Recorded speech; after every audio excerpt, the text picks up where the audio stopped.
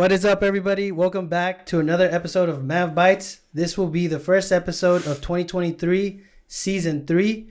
We have a returning guest for the very first time, Mr. Ben Briscoe. Hello, Oscar. Glad to be here. Appreciate very much the opportunity to sit and visit with you. Very happy to have you here, sir. And I guess I want to first start off by saying thank you because you have returned. And also, well, you wanted this. You wanted to have this interview. And, you know, we've been doing this now this is our third year doing this. It's been interesting how people react to the idea of Mav Bites, what it is, how they can be featured.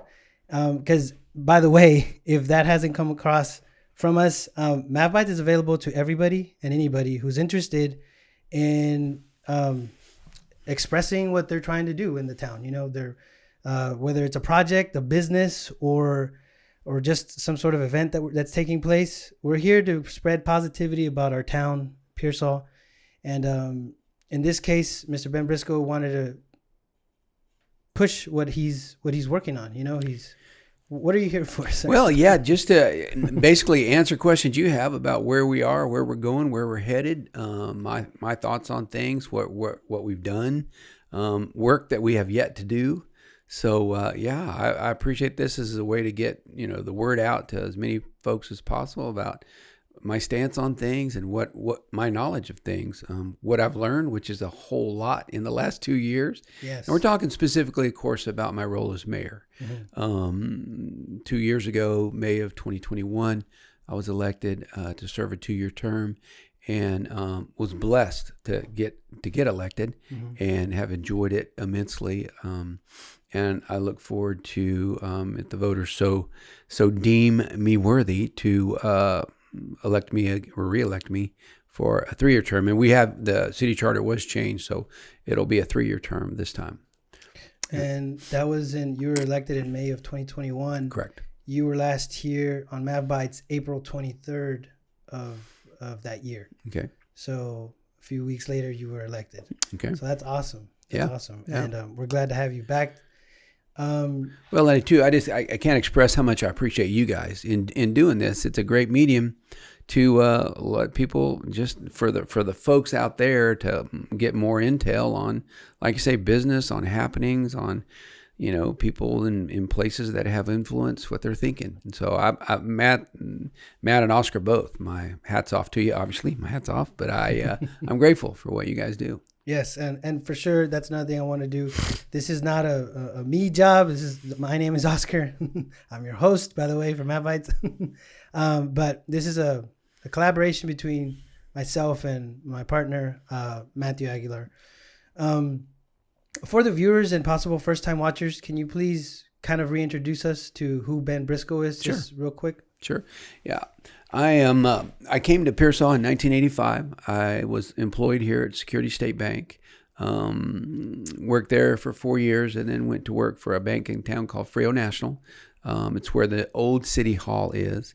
And I worked there 16 years, then went back to work for Security State Bank. So I have roughly about a 34-year history of working at the bank here in Pearsall, or in the bank's headquarters here in Pearsall. So know the community pretty well, and learned its customer base, obviously, through my role as a lending officer here. But I also served in another number of other fashion. I served on the Freehall Hospital District Board. I served on the school board for 4 years. I worked with Chambers of Commerce. I've been a member of Rotary Club, various other things, worked with my church. So appreciate the opportunity to serve in a community fashion. And that's it. I married Emily Mann, who's from Pearsall. We raised 3 boys here who graduated and now are raising families of their own. We currently have 2 businesses in town, and so we're very vested in Pearsall, very vested in Frio County. And it was a great opportunity. I was, as the story goes, I was, kind of complaining to my wife about the situation out there in the world. And she said, well, what are you going to do about it? And I said, well, I don't know. She said, well, why don't you do something about it? And so she said, why don't you run for mayor? And I had served on city council previously and thought my kind of political days were through. But she encouraged me to get out and hit the streets and campaign. And so I did. And yeah, it's been great. I enjoyed it. And so you've been mayor for about 2 years now? Correct. Can you tell us how that experience has been? Yeah. And what motivates you to seek re-election as a mayor? Yeah.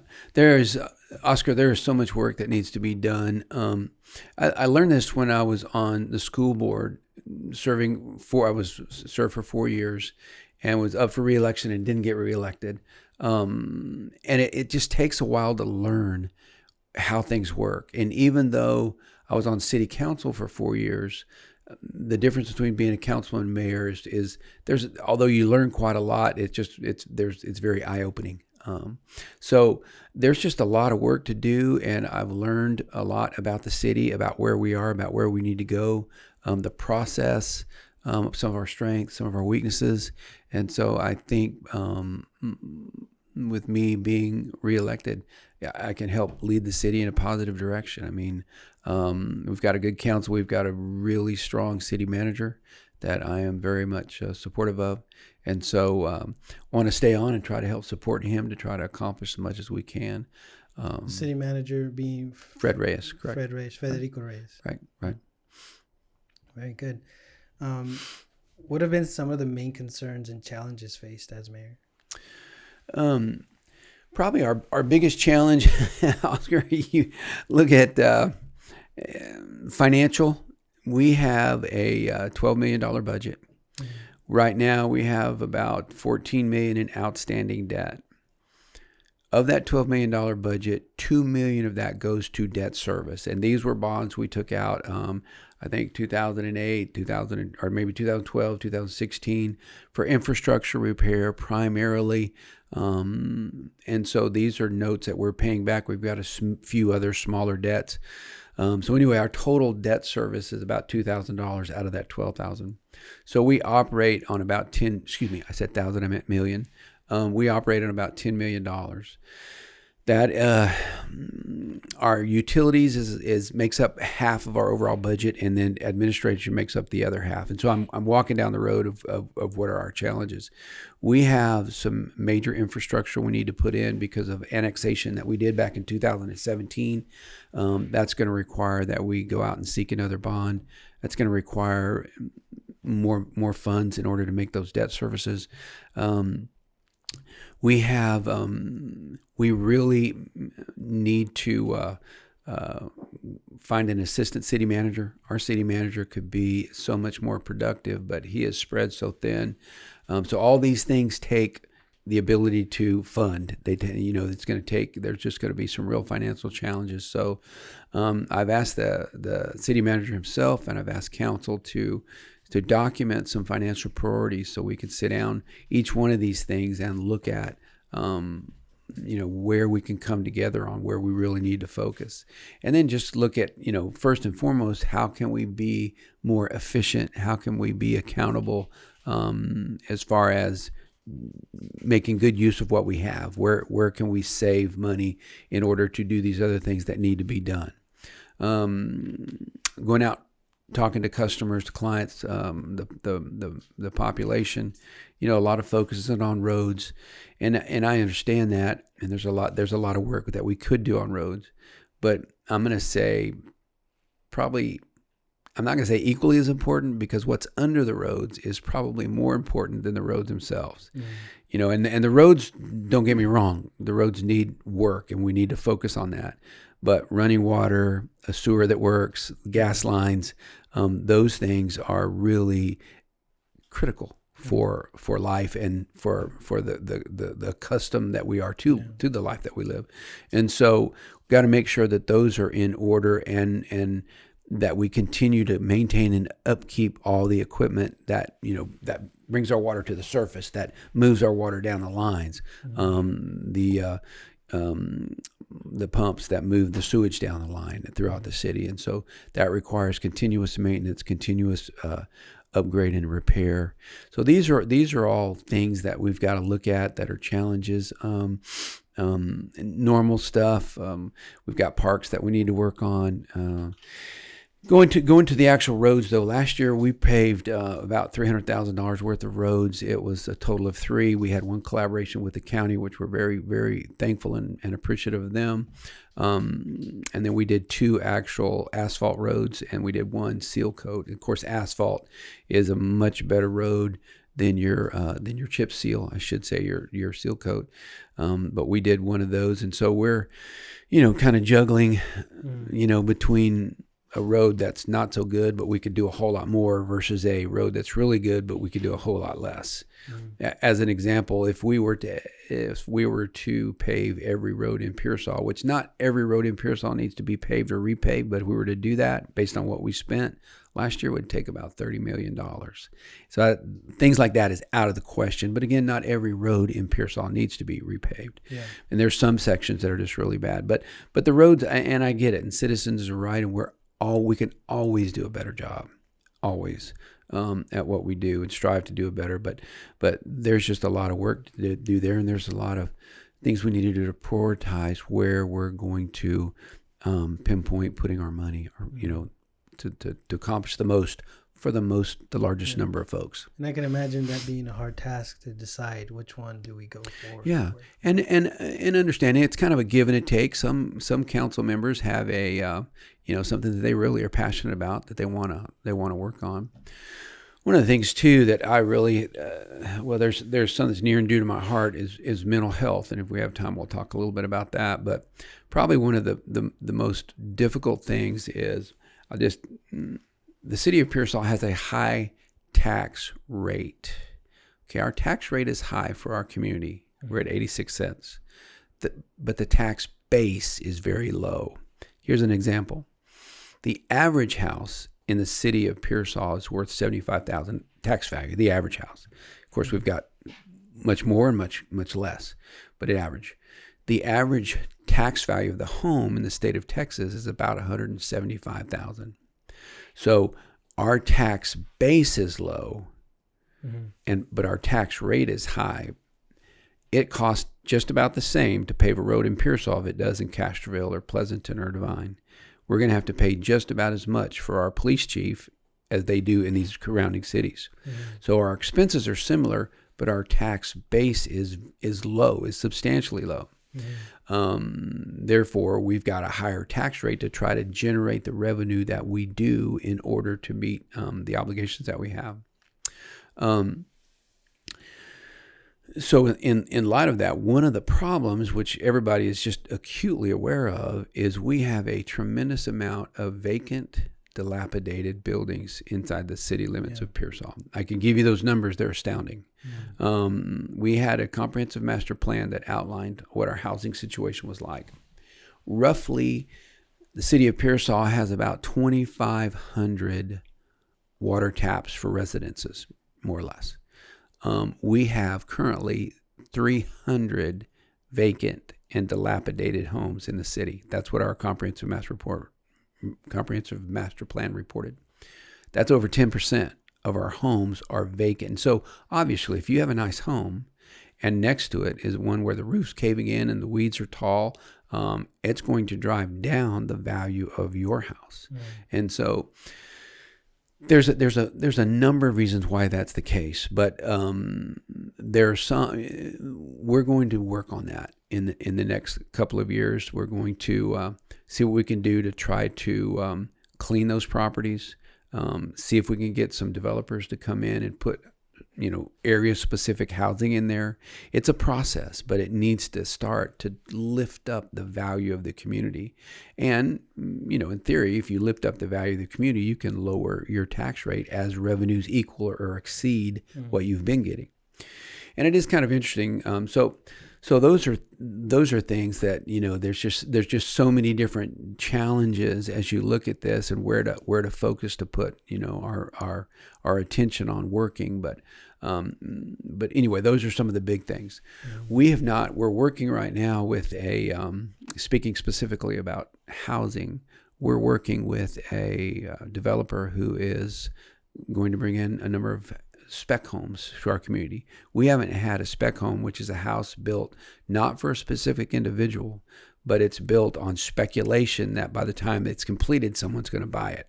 Now, we'll all admit, the economy is a little shaky. Interest rates are getting kind of crazy. So people may not be just overzealous about buying a home, but there are very few housing opportunities in Pearsall, and really that's not okay. Almost every industry, I was talking to the folks at Cameron the other day, they have 40 employees, 37 commute into work here. And Our that's school, just Cameron. yeah, and that's Cameron. That's 37 out of 40 are not from here, and not everyone's going to live here, but when there's no place to live, when there's no homes, it's just, you're going to shoot yourself in your foot. And those are all well-paid individuals that we want, if there's housing, to be available. A large number, I'm going to say greater than 50% of our school district employees don't live here. They commute. So we have got to build housing. We've got to have places for people to live. Young couples, they won't, it's not as attractive to come back if there's really nowhere to a nice home and a nice, developer subdivision to do. So we're looking at that, and we're close. The guy's already spent some money on his engineering fees, to get that in, and so supposed to start on 10 homes. So we're excited about that, and we're working through some stuff. And so if we can't do that, we'll certainly do what we can to attract somebody to come in here and build. But back to my other point with these dilapidated homes, when you have someone come in and do a subdivision, they spend a tremendous amount of money on engineering, roadways. Everything has to be according to our specs, because we're going to take those over. Water connections, sewer connections, power lines, gas, all those things have to comply, meet our specifications. So he spends a whole lot of money on his engineering fees in order to do that. If we were to come in and find somebody that could clear off these lots, buy these, all over town, and it's literally, there's no part of town that's exempt from this. Every part of town has some dilapidated homes in it. Buy some of these lots, they're ready to rebuild on. They're platted, they've got utilities, to the lots, and they're ready to go. And so there's a real opportunity there to do that on some kind of, at the beginning, it'll kind of be a small basis, but I really want to allocate some funds out of our budget so that we can go in and look at some of these lots and start doing that. It brings up another point is our code enforcement. Our code enforcement, the beautification of the city is a much needed aspect, and code enforcement does that. If you've got a wash machine in your front yard and it's been there for 2 or 3 years, that's against our ordinances. Just not keeping your yard up within reason. I mean, we want to cut everybody some slack, but when weeds are, 3 or 4 feet tall and all that kind of stuff. And so we've had, in 2 years, we've had 3 animal control officers, and I believe we've had 3 code enforcement officers. And so I think we've got a good animal control officer now and a good code enforcement officer. And so just getting them up to speed and working on really, doing what we can to get the town cleaned up. And what that means is, if you're out of compliance, there's going to be a fine. Get in compliance like the majority of the citizens to keep our community clean. And all those things have an impact on raising the value of the property, which is beneficial to a large degree. Now, contrary to what folks think, just kind of how the money flows into the city. Again, the city is split into 2 parts. There's the utility side, and then there's the general fund side, kind of the admin side. Utility side is just that. We have wastewater, which is sewer. We have water, and we have gas. Now, our solid waste is the trash, and we outsource that to Republic. So those 4 entities are on the utility side, and that generates about $6 million in revenue and costs us about $6 million a year. Understand, a municipality is not about making money. I mean, we're not like a business that has to have a profit margin, but we have to generate more revenue than we have expenses, because every year there's things happen that you can't prepare for, and you have to have. And we're blessed. Our city manager has done a tremendous job on getting us back to where we have some reserves. And right now we're sitting on about 3 months of reserves, which is a really, really good place to be. We haven't enjoyed that kind of financial security in a good while. So very, very excited and proud for the job he's done, and the council towards getting back to a better position as far as having some liquidity. But so half of the $12 million, let's say, that we get comes from utilities. The other half is what is on the admin side, or the general fund side. Mm-hmm. So utilities is the one side, and the general fund is the library, the parks, the police department, the admin, streets. Yeah, and there's employees that work on the utility side, and there's employees that work on the other. So all those are kind of together. What funds that general fund side is your sales tax and your ad valorem tax. And ad valorem tax, again, is your residential taxes, what you pay on your houses. Yeah. And we in the city pay, there's a emergency district, there's the hospital district, there's the school, there's the county, and the city. So I think it's about 5 entities that we pay. Of the $12 million, about $2 million, a little over $2 million, $2 to $2.5 million is what comes in from our tax base. So when you look at it all in all, I mean, it's really only about 25% of our revenue, maybe 20% of our total revenue comes from actually real estate taxes. The other part that funds the general fund side is our sales tax. And sales tax is about $2.5 million. Now we can count on, what we know when the appraisal district gives us a valuation, which is due about right now, of what the city's worth. We can pretty much pinpoint, because we have a very high collection rate. It's like 98%, 97% of collecting on our taxes. So we can tell what we're going to get. The big variable in most all cities is sales tax. Now, if you're in San Antonio, where you have the Riverwalk and SeaWorld and all these things, of course, their budget is tremendously different than ours.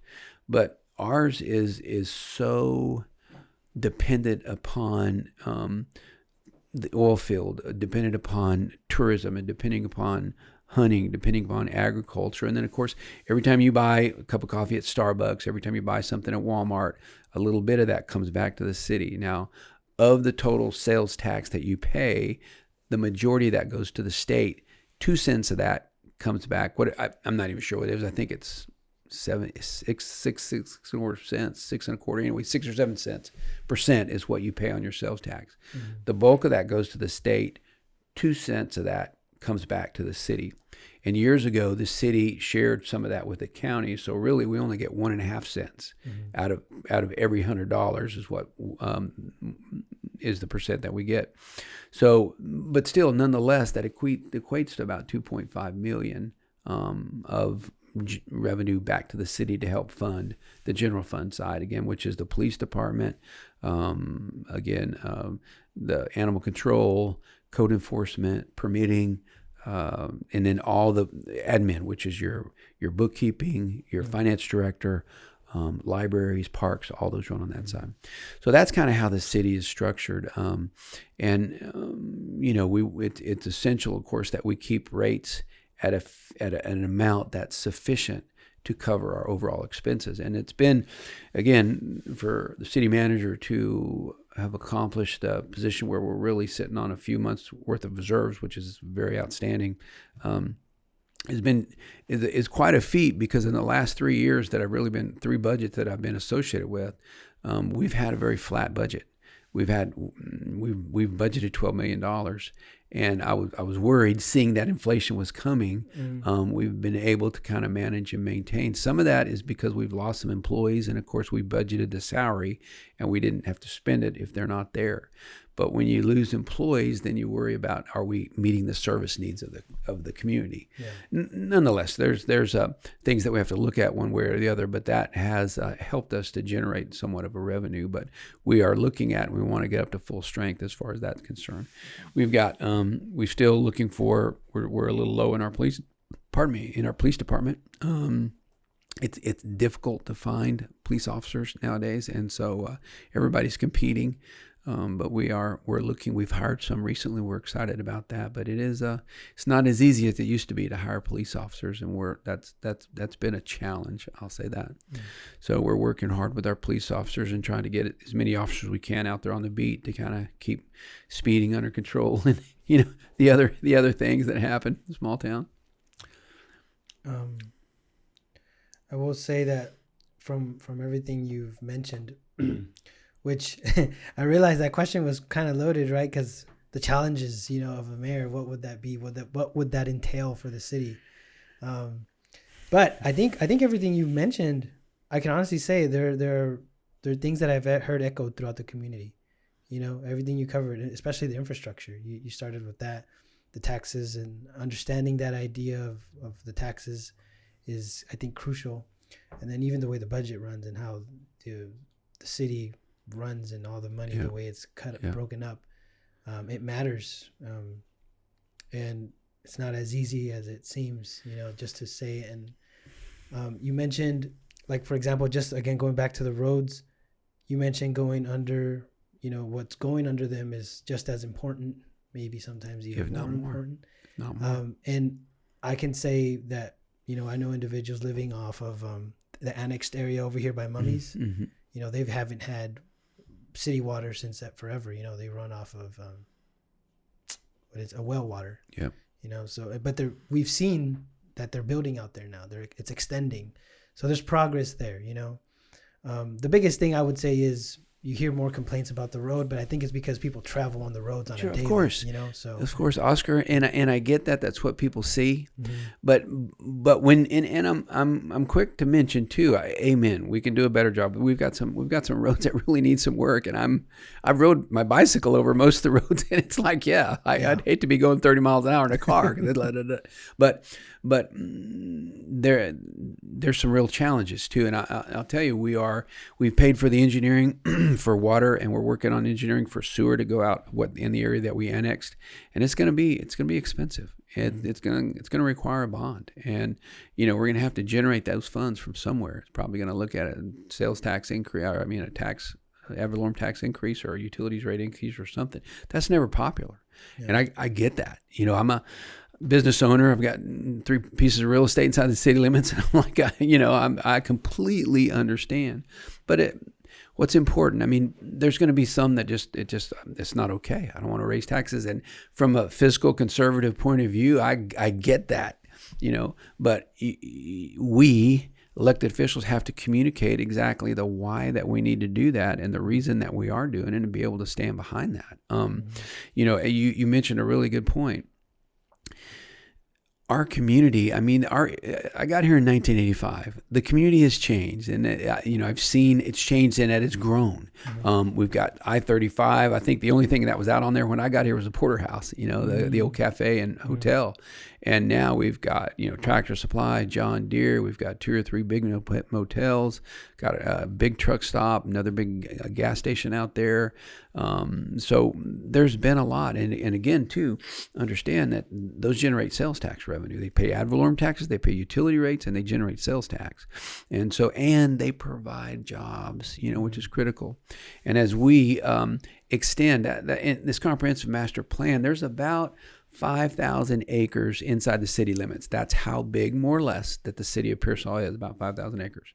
400 of that is ready for development. We've got infrastructure, we've got roads, we've got, utilities ready to roll.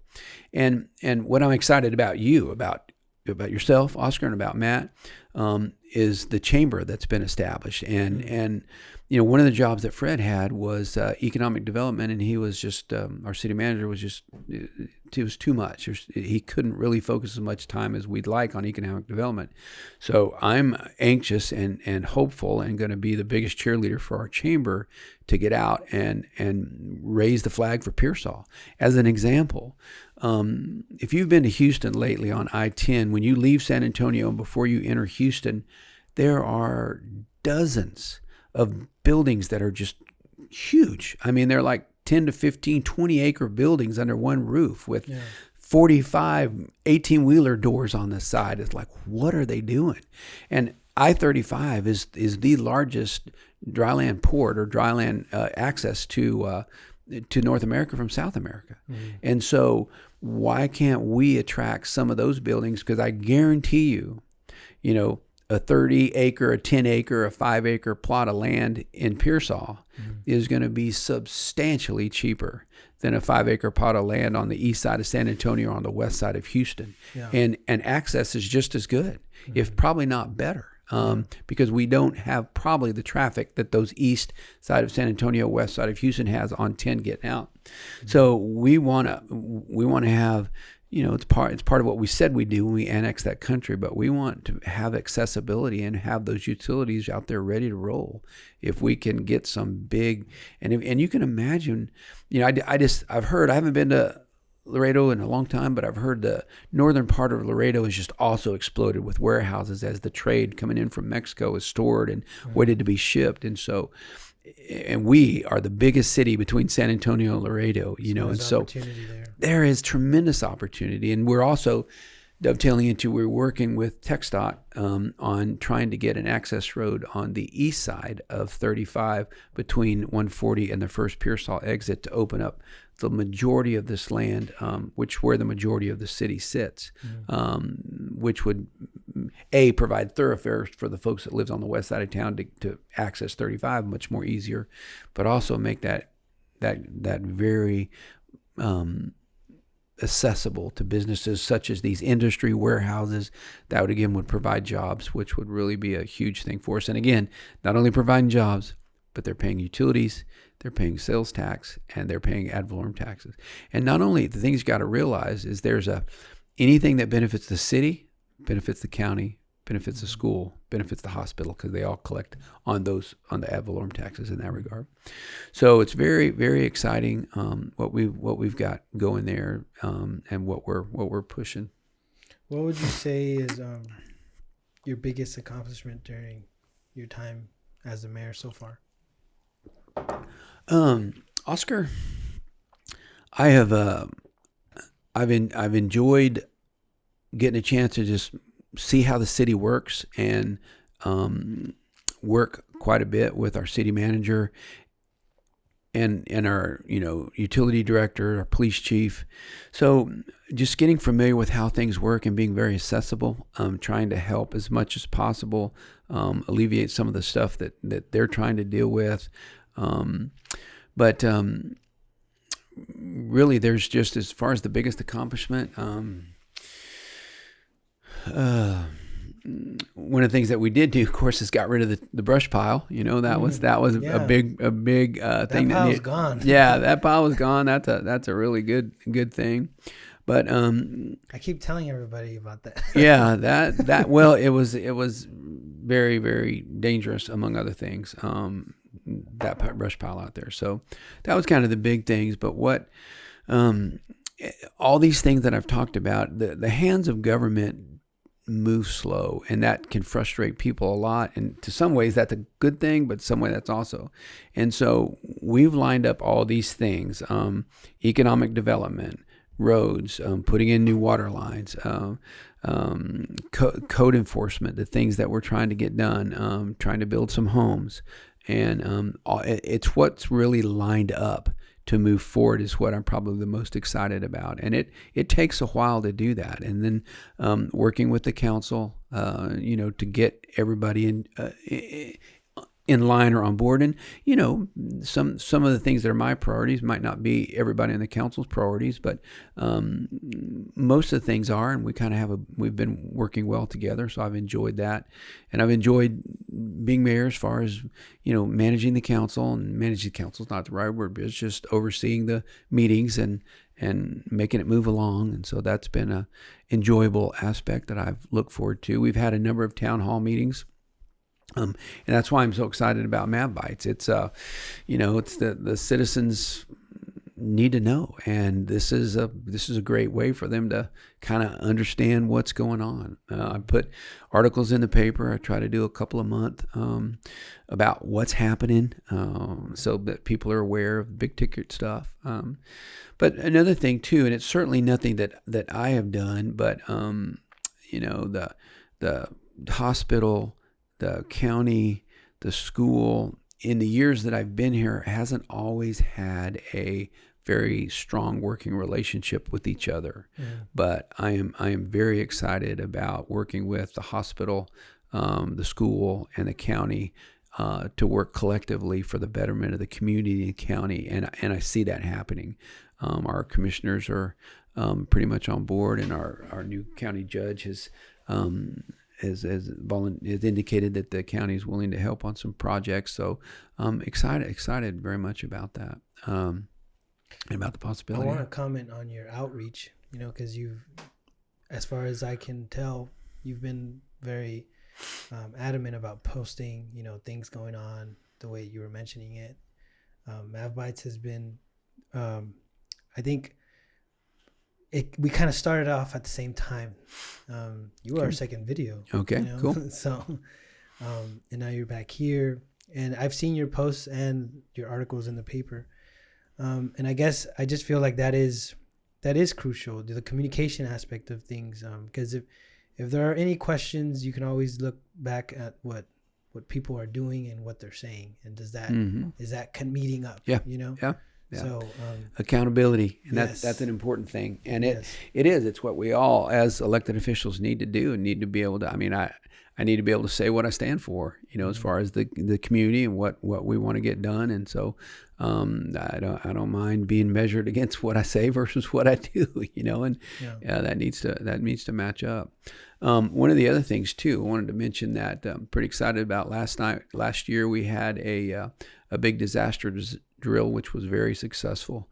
We had a mock train incident in the community, and we had a tremendous amount of, we had Texas Department of Emergency Management, we had Texas Department of Health, we had fire departments, police departments, sheriff departments, EMS, hospital. We went through mock, hazardous chemical spills. We had Union Pacific, we had AEP.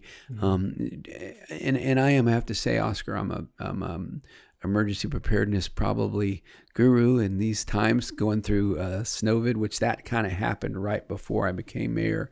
But it just really opened my eyes to how fragile this can be. And if, heaven forbid, if there's something that just happened exclusive to Pearsall, the world will come to our aid. There's all kind of resources. The food bank, HEB has a disaster truck, Walmart, all these folks, plus all the Texas Department of Emergency Management, just tremendous amount of resources. But if something like Snowvid, where the region is impacted, we could be on our own for a while. And so it's very important. And we've created a link between, the hospital administrator, the school superintendent, sheriff, police chief, city manager, myself, the county judge, where we kind of got a mass text group where, hey, if something big's happening, we can all alert each other. And, we worked on that. So last year we had a really big boots on the ground disaster training. And this year we just had one last week, which was tabletop. That was a mock tornado came in and took out parts of City Hall and the jail and some parts of town. So it was very good, and it's helpful. And again, these are good collaborative events where you sit down. The hospital said this is what they do. The SO said this is what they do. The PD said this is what they do. The county, the county judge and I, work on a collaborative group together to oversee everything and provide support where it's needed. City workers, those kind of things. And it really is it's very interesting what all happens. And it's also interesting in that regard, how much support is immediately available. Emergency response in San Antonio, FBI, federal agencies, at our disposal, again, if it's something that was to happen here in our community, like a tornado run through town or a hazardous material spill or something of that nature. So I'm big on that. Just being prepared, getting the fire department in the room, EMS in the room, those kind of things, and talking about what you need. I don't know exactly, but Frio County only has 2 or 3 EMSs total. And so any kind of mass event, you can, but they're on it. I mean, they would call. There's still, but it'd be a while before we get there. But we know what our weaknesses are and what our strengths are and how we could work together. So those are a couple of things I'm excited about. Well, as long as I'm in this capacity, we'll continue to have disaster training, working together to what would you do if? I mean, you could never kind of train enough for that.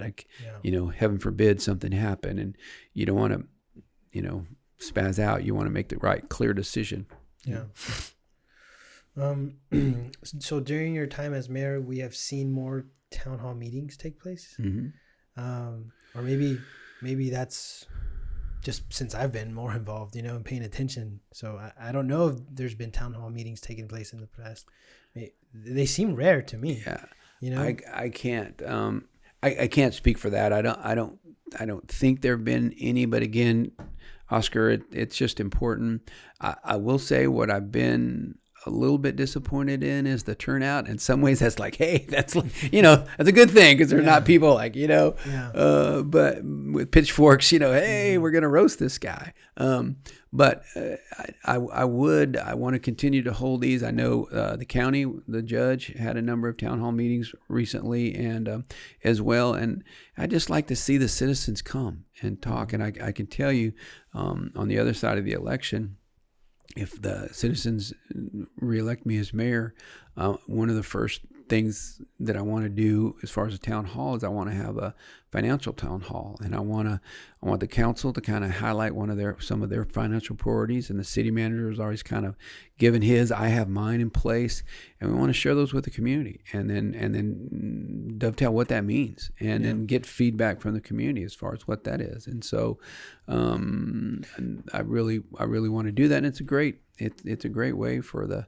citizens again to have some say in, or just understand. And that's probably the biggest thing, Oscar, is just,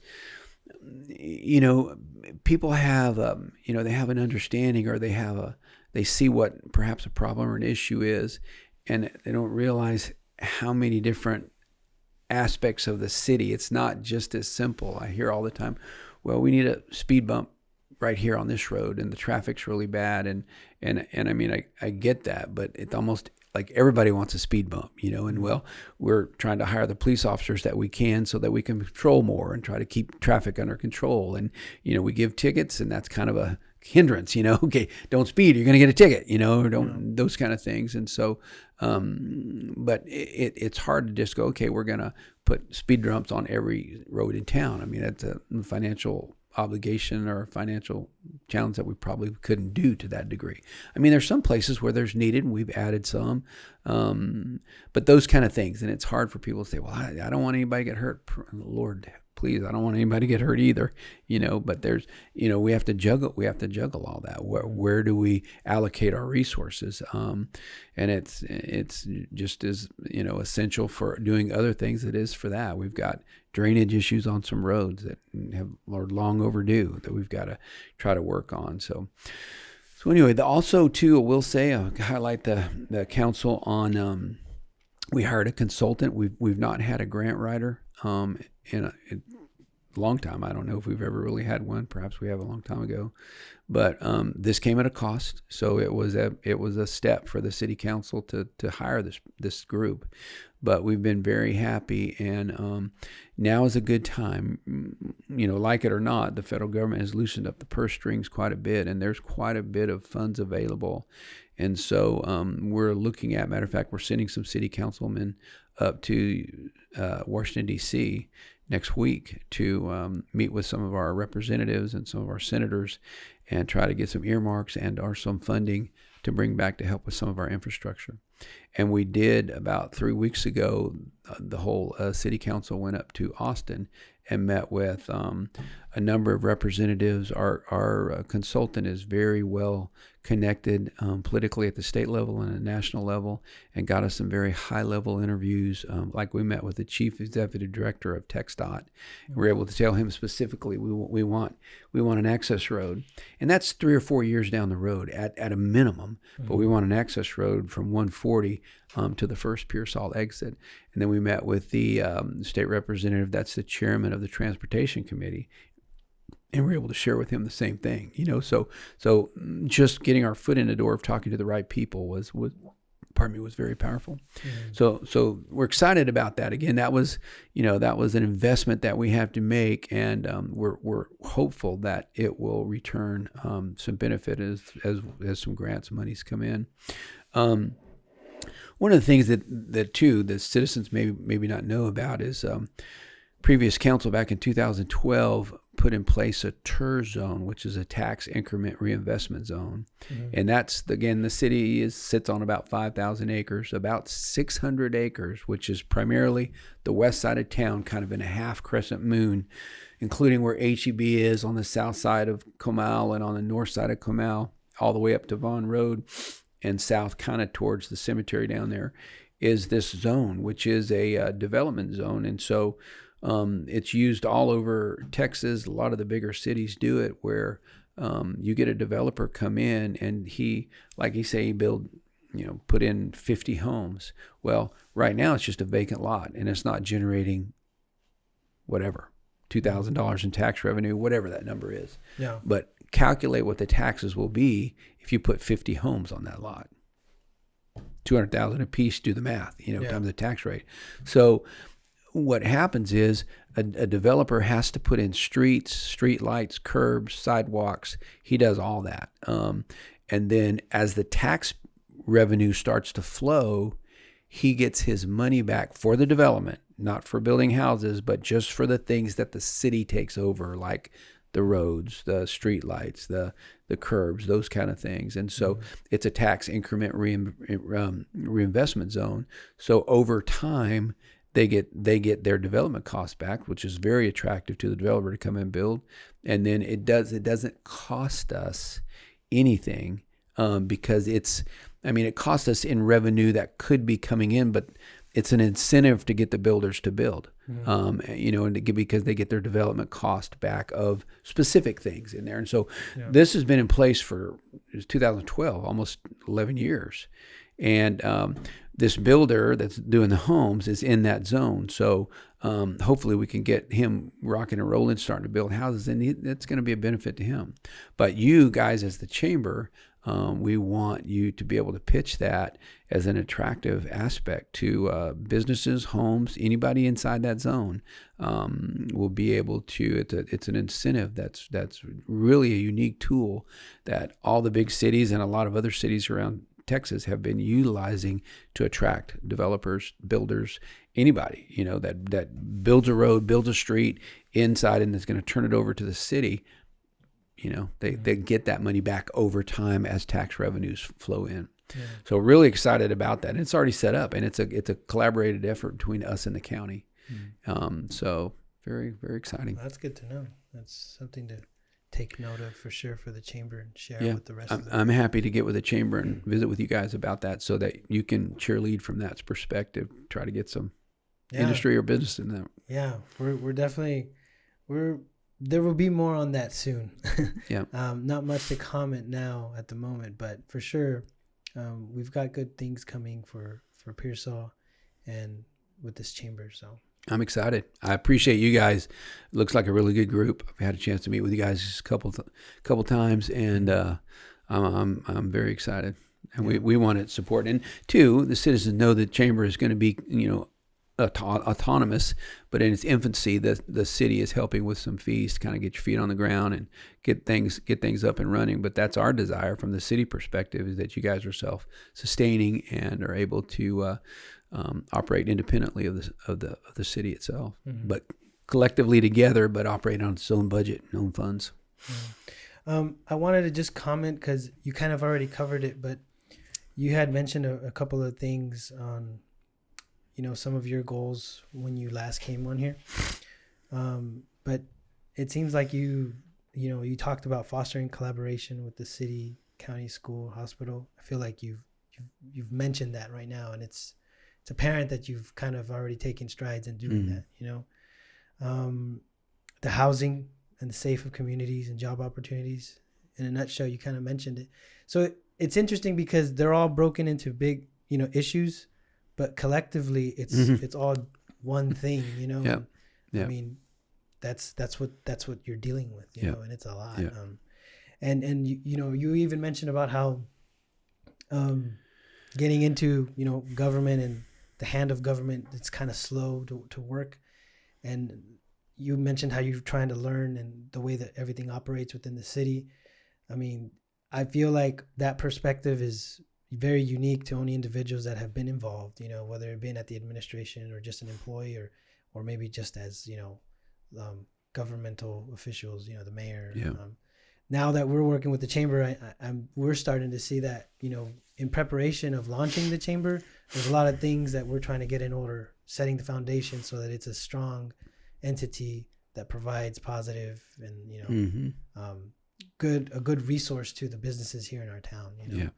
And my hope and prayer for you guys in the chamber is that it's self-sustaining and sustainable. Yes. That it's created so that it exceeds the lifetime of not the lifetime, but the lifespan of the members that serve in that capacity. In other words, it rolls. It can, and that's why I applaud you guys in the steps that you're taking to ensure its sustainability through multiple presidents and terms. The building is only as good as the foundation. Amen. Very well said.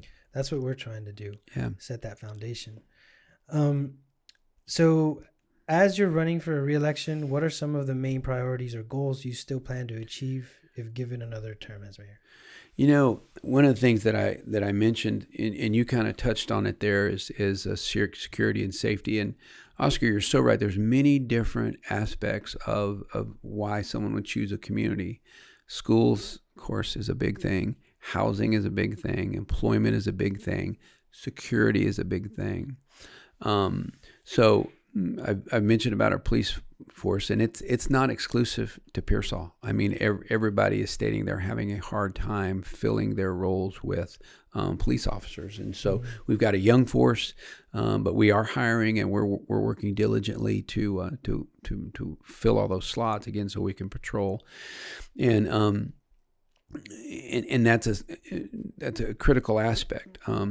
The mental health issue that the nation is facing, I'm passionate about it, and it is a very high hurdle.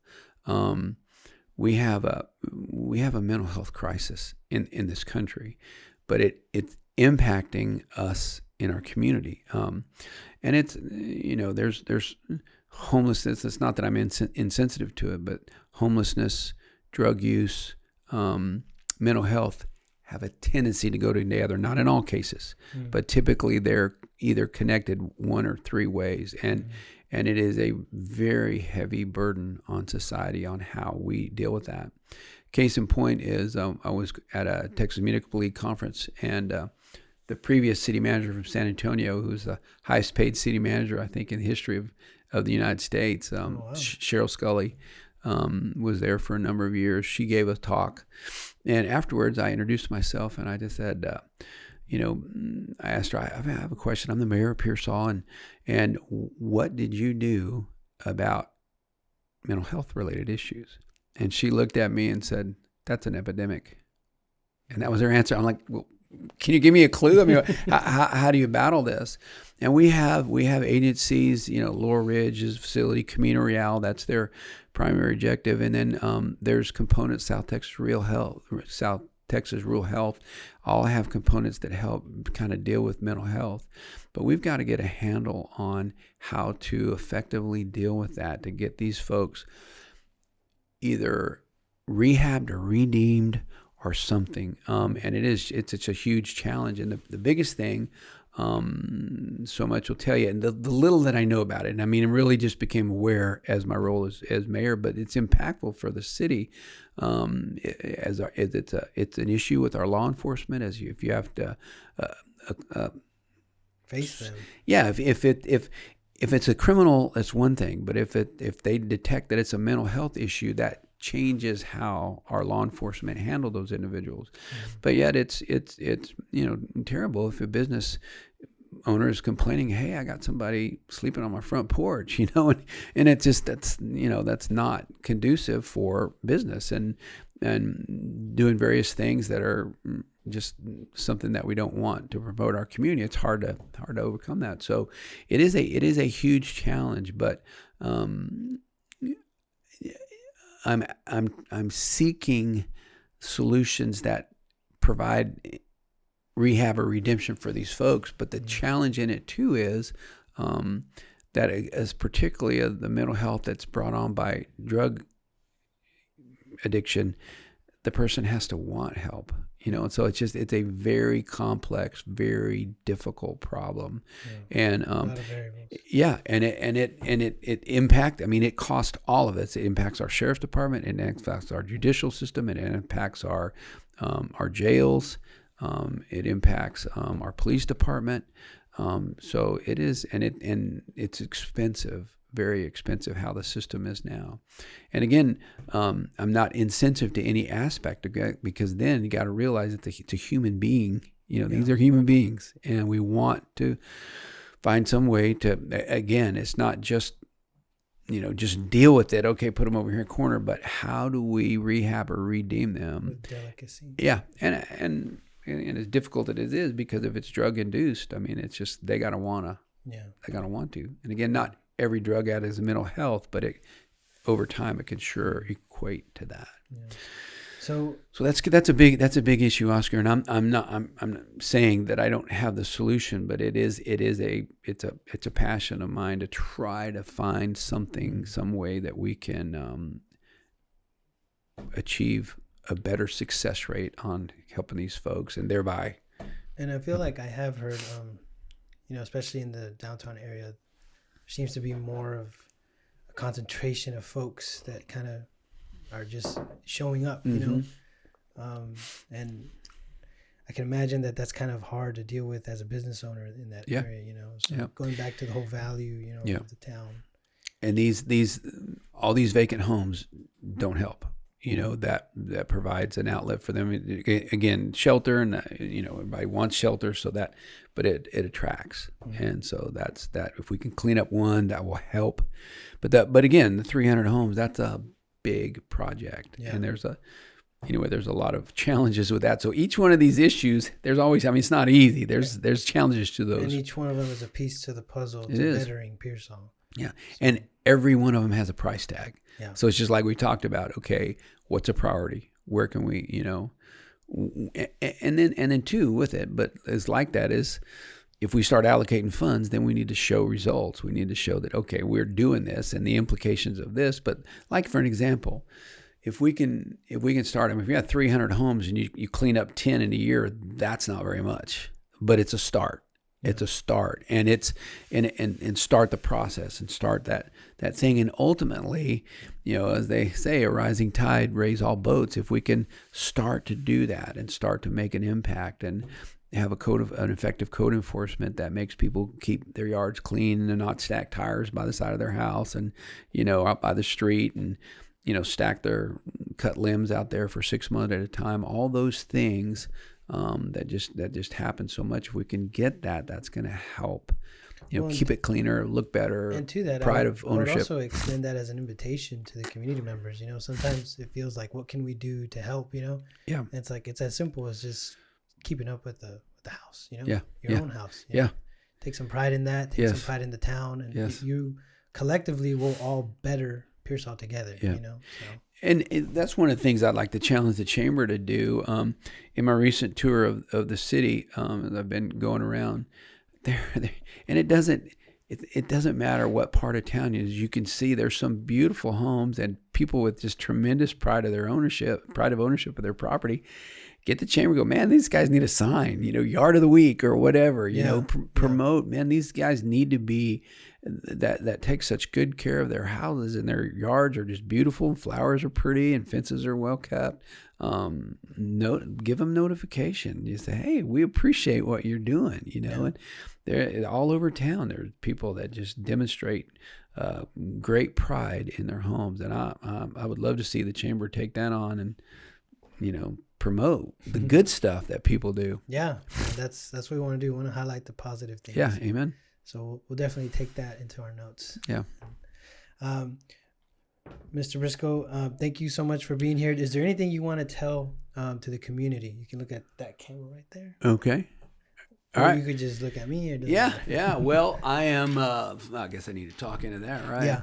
I have enjoyed very much serving as mayor for the last 2 years. I would appreciate your consideration this coming Saturday and elect me again. There's a lot of work to do, as you've just heard. I'm fairly versed on what's going on in the city and what needs to be done. I'm anxious to get to work with the council and our city manager, Fred, and our police chief and our utility director, and all those that are essential to making the city flourish, work well. And so I'm grateful for the opportunity to serve these 2 years, and I would be very grateful if you would consider giving me the opportunity to serve for another 3. So thank you. God bless you. I'm richly blessed to have this opportunity to have served. So thank you, and that's it. Thank you so much for being here, sir. Yeah, you bet. All right. Thank you. Yeah. That's it, guys.